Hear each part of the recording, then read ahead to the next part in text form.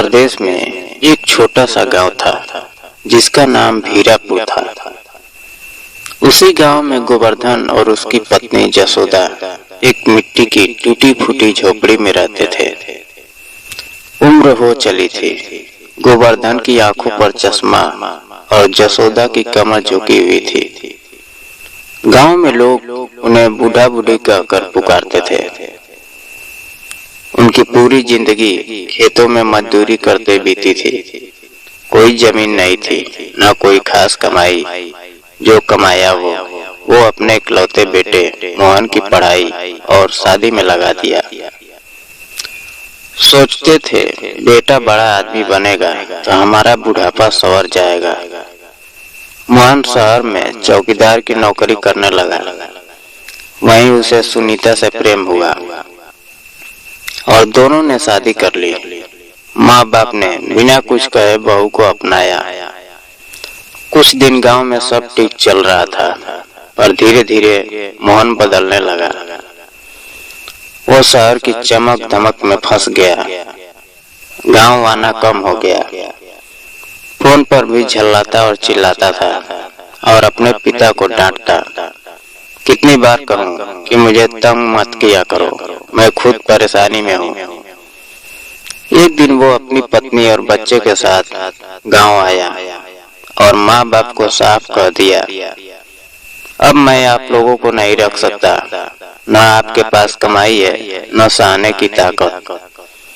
भूखे मरोगे तो हम पर इल्जाम आएगा। बेहतर है आप अलग हो जाओ। यशोदा फूट फूट कर रोने लगी।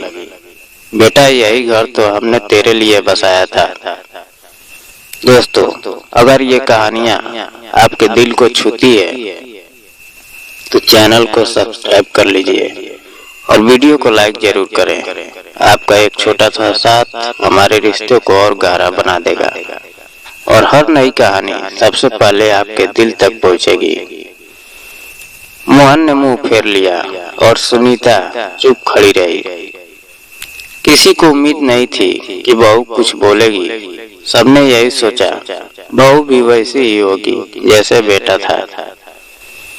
गोवर्धन ने थैला उठाया, 2 जोड़ी कपड़े, थोड़ा सा आटा और भगवान की मूर्ति लेकर पास के मंदिर की छत के नीचे आकर बैठ गए।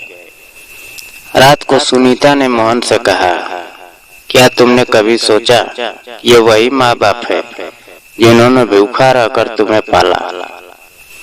मोहन झल्लाया, तू इनके लिए इतनी हमदर्दी क्यों दिखा रही है? हम अमीर नहीं हैं कि 2-2 पेट और पाल पाएंगे। सुनीता कुछ नहीं बोली, पर उसकी आंखों में आंसू थे। वो समझ चुकी थी कि मोहन स्वार्थी हो चुका है। रात के अंधेरे में जब सब सो गए, सुनीता चुपचाप कुछ रोटियां, एक पुराना कंबल और थोड़ा सा नमक चट्टी लेकर मंदिर पहुंची। गोवर्धन और जसोदा आश्चर्यचकित रह गए। सुनीता ने गोवर्धन के पैर पकड़ लिए। बाबूजी माफ करिए, मैं देर से समझ पाई कि कौन सही है और कौन गलत। अब मैं भी आपके साथ ही रहूंगी। जसोदा ने कांपते हाथों से उसका चेहरा छुआ। बेटी, तू तो देवी निकली, पर कहाँ रहोगी हमारे साथ? सुनीता बोली, माँ जी ये मंदिर का पिछला कमरा खाली पड़ा है, हम यही रहेंगे। मैं लोगों के कपड़े धोऊंगी, सिलाई करूंगी, खाना पकाऊंगी, बस आपका आशीर्वाद चाहिए। कुछ ही हफ्तों में वो मंदिर के पिछवाड़े में एक छोटी सी झोपड़ी बनाकर रहने लगे। सुनीता हर सुबह घर घर जाकर काम करती और जो कमाती उससे माँ बाप के लिए दवा, दाल, चावल और जरूरत का सामान लाती। गांव की औरतें कहने लगी, ऐसी बहू भाग्य वालों को मिलती है। बेटा तो छोड़ गया और बहू ने सब संभाल लिया। सुनीता गोवर्धन को बाबूजी कहती और जसोदा को माँ। वो हर दिन उनके पांव दबाती, तेल लगाती और जो कुछ बनाती पहले उन्हें खिलाती थी।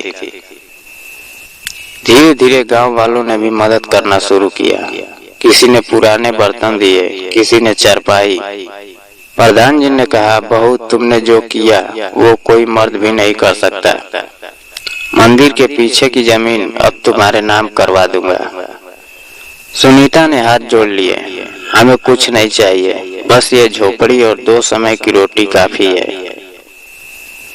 एक दिन मोहन शहर से लौटा। उसने देखा कि लोग उसके बहू की पूजा कर रहे हैं। उसकी मुंह दिखाई हो रही है, उसे सम्मानित किया जा रहा है।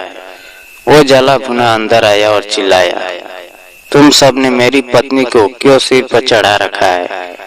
एक बुजुर्ग बोला, क्योंकि वो तेरी तरह मतलबी नहीं निकली। जिस माँ ने तुझे जाना उसी को तूने घर से निकाला, और देख तेरी बीवी ने उन्हें भगवान बना लिया। मोहन चुप हो गया। वह रोते हुए सुनीता के पास गया। मुझे माफ कर दो, चलो वापस चले। और सुनीता ने कहा, अब मेरा घर वही है जहाँ मेरे सास ससुर है। जिन्हें तुमने बोझ समझा, मैं उन्हें भगवान मानती हूँ। वो झोपड़ी अब एक मिसाल बन चुकी थी। लोग कहते, गरीब पर दिल अमीर है। जिनके पास पैसा है वो भी ऐसा प्रेम नहीं दे सकते। गोवर्धन और जसोदा अब पहले से ज्यादा स्वस्थ थे। सुनीता की सेवा ने उन्हें फिर से जीना सिखा दिया। एक दिन गोवर्धन ने कहा, बेटी तूने हमें नया जीवन दिया, अब मौत आए तो भी दुख नहीं। और सुनीता बस मुस्कुराई, क्योंकि उसने अपनी गरीबी में भी सबसे अमीर रिश्ता पा लिया था। दोस्तों, गरीबी कोई अभिशाप नहीं, जब दिल में सेवा, त्याग और प्रेम हो। बेटे ने जहाँ अपनों को बोझ समझा, वही बहू ने उन्हें भगवान मान लिया। ऐसे रिश्ते ही असली दौलत होते हैं।